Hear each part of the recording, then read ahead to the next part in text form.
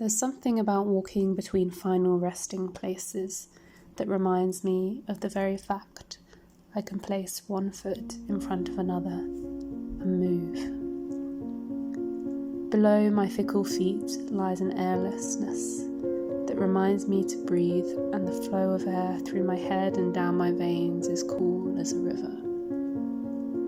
I walk slowly, reading names and dates. I work out family connections, how long the top name had with the name beneath. I imagine the time they lived and what was happening in the world. Which war was breaking out, what had been invented, how did the world change in their time? Each name is a world in itself, a whole existence of hopes and dreams, of loss and pain and love, of aging, of youth, of infancy.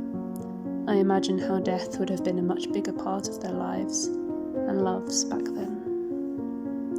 As I wander through, the experiences felt by each name swirl around my head. They flutter between the leaves. Some clash and collide, others dance with each other. Some rise and fade to the sky before they've barely learnt the sense of grass on their toes. Some are full and colourful and sway for what seems like could be forever, until they too are reduced to a carving on a slanted stone and the imagination of a girl walking past. I picture a person in place of every stone, stood upright and facing one direction. A silent crowd gathered and grouped with loved ones, all with the disbelief of death, that death was not on their cards with any substance of certainty, at least not enough to be considered.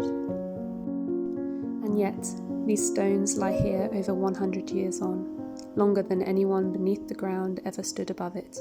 Impermanence is the only thing that's permanent anyway, they say.